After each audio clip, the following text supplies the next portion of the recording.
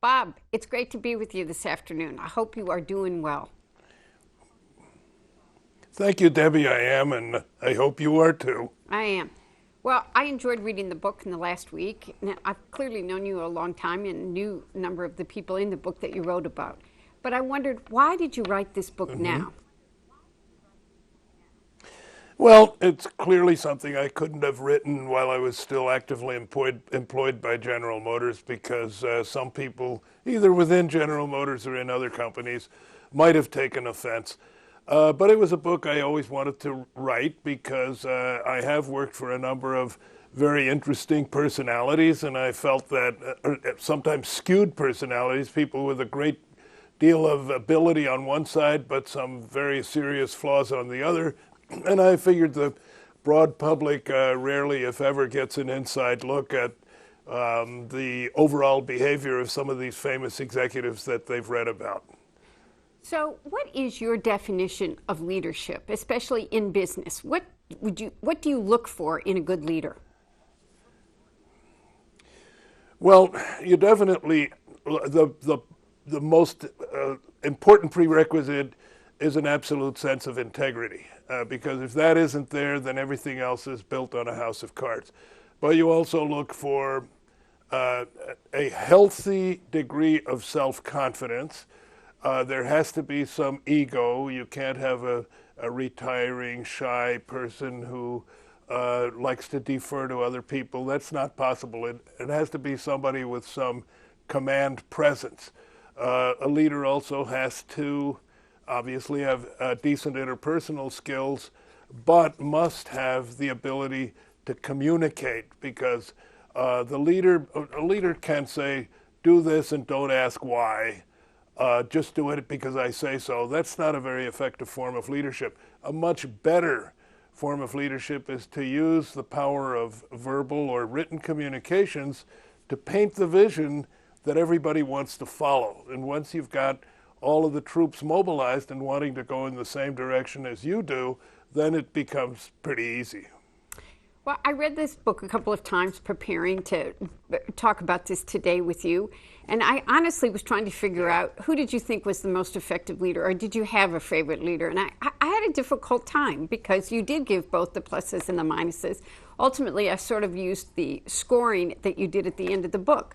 But who do you think the most effective leader was that you've worked with in the auto industry? Well, the most effective leader I've worked for in the auto industry, I have to say, for all his warts, for all his flaws, for all his profanity, for all the downsides to him, was without question Lee Iacocca. And why? And did you learn things from him? Well, I learned a lot of good things. I hopefully didn't learn too many bad things. But Lee Iacocca was passionate about the company, passionate about saving it. This inner passion, this inner drive, of course, is another hallmark of good leaders. They have to be very enthusiastic about the task they're embarked on, and they have to be able to convey that enthusiasm.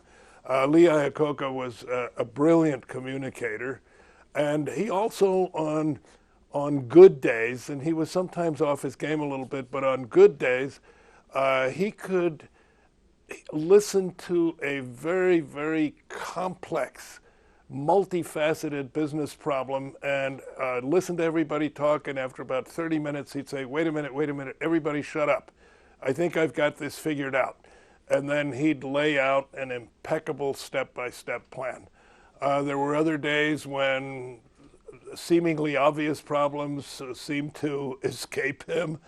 And he was also, at times, and this is, at times he was, I would say, overly driven by a sense of ego, and people needed to defer to him. He needed red carpets rolled out for him, figuratively speaking, of course. And he was often a somewhat shy man, especially in the company of others that he didn't know. But overall, take the weaknesses and the positives. He was a highly effective, highly visible leader who could rally the troops not only in-house, but he could also get the dealers behind him and you saw the brilliant job that he did with the U.S. With Congress during the days of the Chrysler loan guarantees, and that was, believe me, that was a tough sell. I agree with you, and he was loved and respected.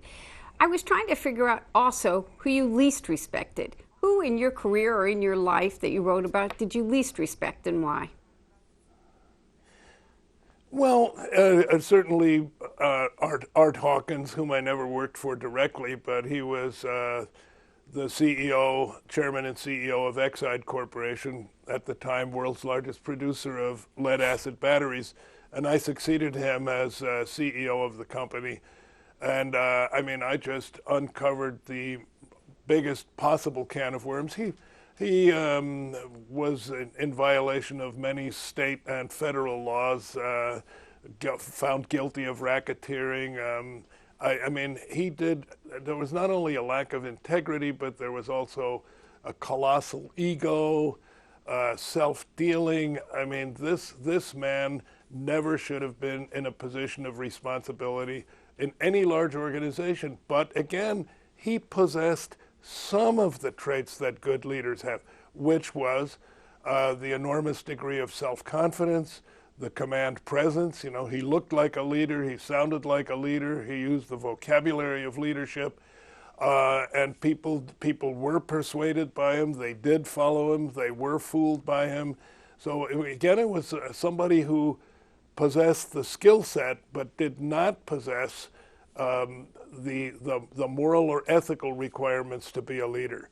And he eventually dragged the company down, because when I took over, it was impossible for me to do business with certain companies. For instance, I couldn't entertain Walmart as a customer, even though they were potentially would buy 7 or 8 million batteries a year. But they just say, "I'm sorry, but we're not going to deal with a company where the former CEO is headed for the federal penitentiary." So I found that a lot of doors, I couldn't raise equity because the company was still under indictment in several states. So this was a guy whose personal greed and willingness to cheat and lie to achieve his goals actually destroyed the company and drove it into Chapter 11. I think you're dead right, by the way. But then let me ask you this question. Why don't you talk a little about, at the end of the book, you have this scoring metric system for what you call those bean counters that need to have things in metrics. Talk about that a little so that people understand what the metrics are. I don't think people who know you very well would think of you as a bean counter or metrics soul. I think you've got passion. I'm not. But of course, Debbie, when you first of all, the set of leadership attributes are my own, and I don't claim that they're complete. Other people might have others, but I think I have a fairly comprehensive list. Secondly, the importance or the weightings of those leadership skills. I mean, to be honest, some people might not attach as high a weighting to integrity. Others might attach a greater weighting to creativity. And I think it depends. And I think I gave the disclaimer. I said, look, these weightings are subjective. They're the way I see it.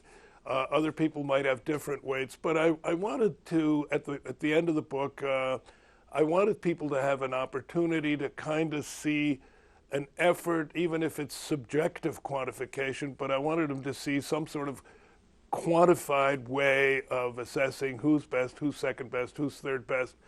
And I also wanted to encourage people to do a self-assessment or to assess their present leaders. And you'll probably recall at some point in the book I said, those individuals who have worked for me at any of the 4 companies that I worked for, I certainly would welcome them filling out the same form on me and sending it back to me, because you're really basically never too old to learn. Well, why don't we use this as a chance for you to do some self-assessment and talk about yourself as a leader. Clearly, what do you think some of the leaders thought about having you as a member of their team? Some clearly chose you, and it looked like a few may not have. What do you think about yourself as a leader using that self-assessment?